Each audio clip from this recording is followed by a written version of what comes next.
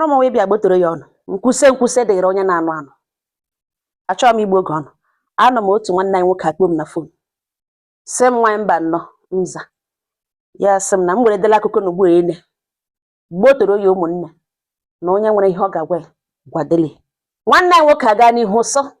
afọ ole na ole gara aga na ya gara na shopping mall ga-ezo ihe shopping zụrụ ji ụfọdụ ihe ndị ya na-ediri. Ruo n'ebe a na-akwụ ụgwọ na kaụnta ebe a na-akwụ ụgwọ. Ọ bụrụ na e nwere nwa agbọghọbịa zụrụ ihe zụfee ihe nọ na akaụntụ ya. Ewerekwele kaadị ya tige as insufficient fund. I were hekwere ihe enu ntara laghachi nwa ha ga-efix wee ọ hapụ ya nga ha na ọ bịa cheki wee balansị ya nga ka o were nga ego ha enwe ọtọ ọrịa na anya n'ihi na ya ejide money and ya nwata nwa agbọghọbịa ihere abịala n'ihi na mgbe cashier asị insufficient fund because o tiri eti insufficient fund onye ọbụla tọ nọ lewe delede. Ya sị the cashier don't worry. Ye cheki ego ya wee go ole ya sị ya were kaadị ya hand over adọrọ the bill. Ya kwụọra this lady ụgwọ ihe ọ zụrụ before abịa cheki eke n'ihi na ya nwa soge the lady n'azụ before abịa cheki eke mgbe a pakejiri ihe ya apụwa ya efile na ọ lawala abịa ntụrụ cheki eke ya kwụọ ụgwọ buru ihe ebu ga doye na moto ọnụ ntara ka egushine start engine ka ya gashi ike lekwa onye akọrọ aka na dọ na ya echeghị ka ya ekele ya ụdị ihere o mepụrụ ya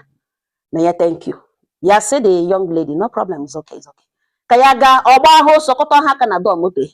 si ya biko nyatọ ya nọmba ya ka ya ekele na ihe o mere awụghị ihe ọ ga-ala just like that na ekelechabi enough na ya ga like ikelekwa ikpọkwa ya nọ ya sị ọ dịkwa necessary yes yes ya elege ihe ene nwa agbọghọbịa ọma na ga nọmba ya were phone nọmba ya na ọ weta na this lady ji bido communication bido na ihe yiri egwuregwu nwata na enyi nne paiga na relationship site na relationship ya lụọ nwata nwa agbọghọbịa nụta n'ihi na ya wụ onye nyenye na ya na-ahụ like ihe onye nọ n'akwa unless ọ ya ejighụ na ọ dị naturally in him. Na enwere ebe ya kwagara ọhụrụ before ya na this lady na-alụ enwe obere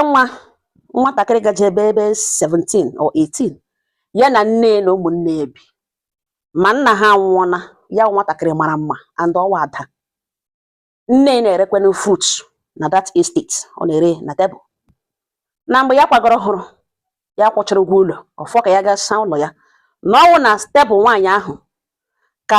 caretaker dropụrụ ya key ụlọ ya kpọọ ya si ya gaa nara ya na that fruit woman nwaanyị na-ere fruit n'ihu estate ebe a na ebe a ka ede nwere key na ya mere travel na ya gaa na ịna key onye ahụrụ nwa anụ ntara ya sị ka ya kpọọ mama ya kpọọ mama ha eweta key nye. From that day ọ wete nkata eshi bido communication ya be notice na nna nwa anụ ntara anọghị ya mma ya zụrụ ya nwa na ụmụnne ya abụọ ndị ka ọzọ arụ ha atọ. The girl ajụọ esi brother na ka ya saa ya dị ụlọ hichachara ya na ya sị ya don't worry na ya ga-aha ya ndị na-asa. The girl asị ya na ọ ga-ewere ego a na ya nidiri the money na ọchọ iwere ga-enye onye ọzọ ebe ya ga-emelikwe ya sị oke na-enwe ihe o kwuru metụrụ ya na ọ sị ihe ya ga-emeli ka ya chọrọ iwere ego ga-enye onye ọzọ na nsogbu na ya gwazi the girl ngwa were heke nye ashịa so ngwa ga asa the place nye ya ego ọ ga-eji zụọ ma ncha ma gịnị hichachia nwatakịrị asakwa na everywhere na-eke ya enyekwere ya ezigbo ego obiọma akpa ya na ọ wee bọrọ na mma ha shi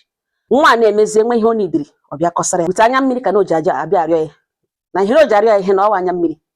and ọhịa ọbụla ọrịa kwara na ya ga-enye ọ rịọgakwana ya gịnị ụmụ oruru ihe ekere ha na skuul ụgwọ skuul this and that ụmụ peti ego ya ma na oruhu ego ya na-eji eme ihe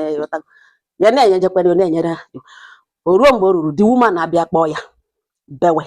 na ihe niile o nyege nwa ya na ya bagara nwa ya so nwa ha right ịgakwuru nwa okorobịa na-alụbeghị nwaanyị ga-arịọwa ihe ole so nwoke eji nwaanyị ya ga-arịọ nwunye nwoke ahụ na o mena onwe ya nye na onwe ya access to ụmụ nwoke ya ele ọnụ mmiri okwu nwaanyị ahụ okwu ahụ amasị ya na ihe biko ya weli iwe na ya bagara nwa ya mana nwa ya kụchara na ihe niile na onyere na ya sị ka ya ekele ya mgbe ya na-ekwule nwaanyị nọ ntere egbe ikpere n'ụkwụ ya si ya sị ka ekele ya ya efile na ikpere ogburu ya nakwụ na ọwa ikele ya dị uma na sị ihe ọzọ ya kwere egbe ikpere na ya na-arịọ ya na ọkwa na anya ya na ebe nwa ya nọ ada ya nwaanyị nọ na ewepụkwa anya na ọ wobere mma na ya biko kama ihe niile o nyere ka ya gbakọ ya nye ashị ya na ọ bụrụ na anya na ebe nwa ya nwaanyị anọ na ewepụ anya na ihe ekwere di ya nkwa na ya ga-erezi ụmụ ya ọfụma na nwa na ọ wobere nwa o lebikwa wayek na ihe ekwe ikpere bịa n'ụkwụ ụgwọ biko na ọ mara na ụmụ okorobịa ugbu a anaghị enye ihe frili na kama ọ ga-enye ka ya na-aga akwụli na ọwụ na ka o nyere enye na anya na ebe nwa ya na ihe biko wepụ anya ya gwa the woman sọ kparịgakwa na ebilite na ọ kparị gị na ya wụhụdịrị mmadụ ahụ na nwa obere nwa.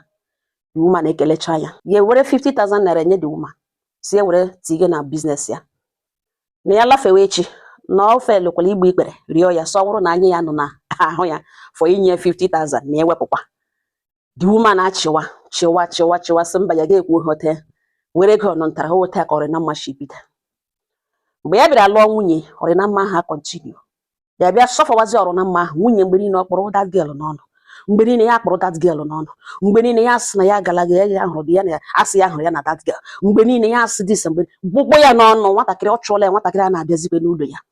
every time ya gwakwana ha onye okwu ọ na-awa okwu ya na-ele ihe na-agwa ya wụ na that girl wụ obere nwa na ya kpariwole ya ba iche na enwere ihe jikọrọ ya na obere nwa ya ga-amụtali ọgbọ ya na nwa ahụ wụ obere nwa na ọ na-akparị ya too much. O mechana ga warn this girl warn the girl nwaanyị arịọ ya na enwe ihe gaga on n'etiti di ya na nwa ya nwaanyị na ya ga-aṅụtakwara nwa ya iyi na o chewela ga ebe na di ya ewe ezigbo mmadụ na nwunye ya achọghị ịnọ. Ọ ya ka o ruru otu ụbọchị mmiri zoge ya ebukwere moto ya eloje lekwe nwatakịrị nọ ntara ka mpompo mmiri zochana na ozike drizzling ka ya magazi o bukwere waterproof eloje ya sị ngwa ya banye moto ka ya drọpụ n'ihu shade nwa nọ ntara banye moto ya drọpụ ya ka elekwenụ mmanya ya rito buru ihe o buru ito ozugbo nwa na-eshi na moto nụtara rito lekwezi ka nwunye elu na gate ihu pụchi na compound pụta guzoro n'ihu street gbaya aka n'ukwu na-efenishi aka n'ọkwụ kpamkpam efenishi eme ka ọ gaji ọgụ ya sị hia ke taa ya ga akpọbam ya ga anụ ntị ishi ezoro n'ime mmụlọ nwunye si na akwa ya ekwuru ekwu so na o ruola ka ya ga-eburu the girl ga-atacha ya drọp ọrịa mme akwụọ mmanya ụgwọ so na mmanya dị aware na ya taga nwa ya nwaanyị ya gakwuru the woman woo husband snatcher this and that disgrace chain ihu street as if that was not enough. Na ya nọzi n'ọfịs ya one day receive a call ọ gịnị mere asị na nwunye ya kpọrọ ndị talks eche obere nwa anụ ntara ọga this girl kụga pụtara nwatakịrị internal bleeding na o gbotere n'ụlọ ọgwụ mgbe aghụga ndị ya aghụga ya eripụ so ga kọsara supervisor ya with heat the man asị ya lawa go and fix things ya elowe wụchacha wege enwe n'ụlọ ọgwụ kwụrụ gawa n'ụlọ ọgwụ ebe asị nwatakịrị na amara bandage everywhere anya abụọ chagacha red ọnụ ya zacha ihe akọrọ nwatakịrị ma ugbu azị ma ngịrị ya wutebiga ya oke ya na ọ ga-asị dọkịta biko na ihe ọbụla ọ ga-eme zọọ nwa ndụ dọkịta so by God's grace na ọ ga-adị mma na ọ ya nwakwụrụ hospital biko ya lọtara nwunye agba ya aka n'ukwu na-akọ ụkwụ n'ala kpamkpam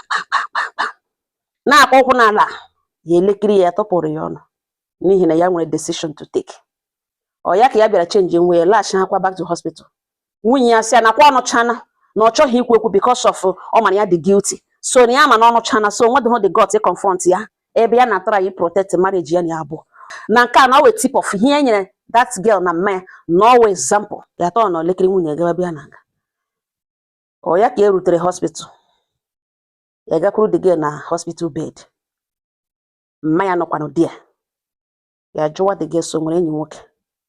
the girl emepechi anya na-atara ya imepe anya mana wound ma gị na o bu n'akụkụ anya ya ekweghị ya. The girl asị ya brother ya jụwa the girl gị n'ihu mmanya sị o nwere enyi nwoke. The girl asị mba na enwebeghị enyi nwoke before na enwere one boy na-enye nsogbu n'ọnwa klaasị ya beti ekweghị ya ekwebe ya jụọ eso chọrọ ịgwa ya ugbo na enwebeghị nwoke metụrụ ya aka ya sị mba ya sị oke mmanya gwawe sị ya na ya eji nwa ya ejishiri ike na ya ma ihe o ji ajụjụ ahụ ọ jụrụ ya emeka kama na ejikwala emebi ihe biko na ya ọkwala ihe ga-eme marriage ya affect. Ya tọpụrụ the woman ọnụ ọ si ebile gakwuru dọkịta si ya ga-achọ ka o mere arrange any nurse or a midwife na hospital ya ga-echekere ya virginity that girl ya mara na enwe ihe ya chọrọ iji ya eme and ihe ọbụla wụ result na ọbụla dọkịta nọọsụ ahụ chọpụtara na ha tighị ya na result ya dọkịta sị oke ya bịaghachi n'oge mgbede ya ga meet dọkịta sị na nwatakịrị ka wobere nwa erube 18 years na ọ mara be nwoke na wobere nwa ya diri two nurses ha bịa wetara the same result na nwatakịrị ha mahụ nwoke na ọwụ a young girl ọ mahụ nwoke na wobere nwa. Ọ sị ewere result nọ ntara lawa n'ụlọ ga-agwa nwunye si elekwe doctor's report na this nwa ọ kọrọ ihe na ọ mahụ nwoke ya gwa nwunye na ọ dị free use another doctor ya ga-akwụ ihe ọbụla ọ ga-ewe ya na ọ ga-aga consult any other doctor, any other midwife or nurse ga confirm this particular report.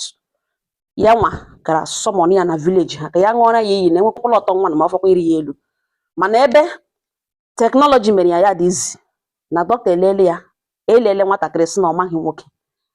na ihe result a na ka ya ga-eji ala village na ọ prepare onwe na marriage a na ọ dịla over. Mana ya chọrọ ịrụtụ okwu na rute n'isi na ejikere na marriage na ọ dịla over. Na otu aka nwunye ya rịọga na nwunye ya rịọgide na okpocha na kpọọ onye ụkọchukwu gbara ha akwụkwọ. Ọ gachana gaa n'ụlọ ọgwụ ga-arịọ the girl mgbe ikpere n'ụlọ ọgwụ na-arịọ mme ya. Mmadụ girl atọ nọ ha na-arịọwa hakwa ya nwa mana ya fast ya this woman cracked too much na ọ gadara ihe ọ na-aga atali. Na nwaanyị mba nọ na m juderele ndị mmadụ ihe kpatara ya ga-eji ya gaghị ahapụga this woman. Ụmụnne m okwu ekwele kwucha si ya nna m ya sị ihe niile na-egbu ya kọrọ m. Anọ m ebe eso nwunye gbaga n'iji. Anọ m ebe eso ozugbo oshi. Anọ m ebe eso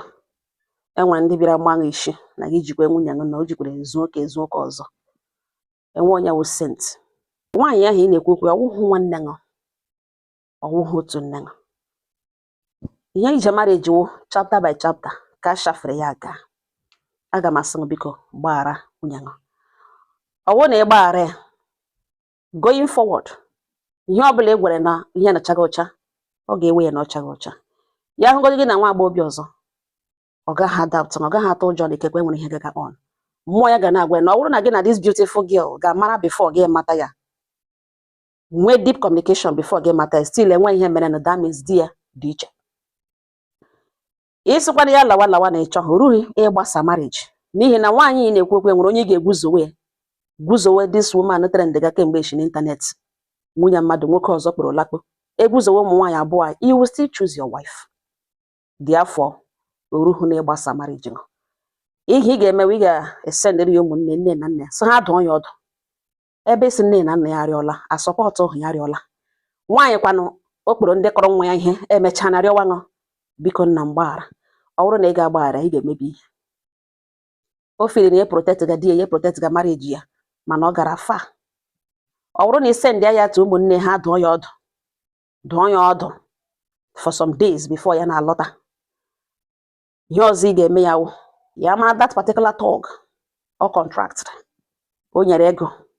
ị ga-akọ nwa ahụ ihe ya na ndị otu ya na ya mee ka ị mara onye ọwụ ka ị nwee ike ga share the young man ogologo warning where that na ụdịrị ihe a repeat onwe ya ọzọ na ị ga-eripọtụ ha ma ya ma group ya na police station. Biko ahịa m sị m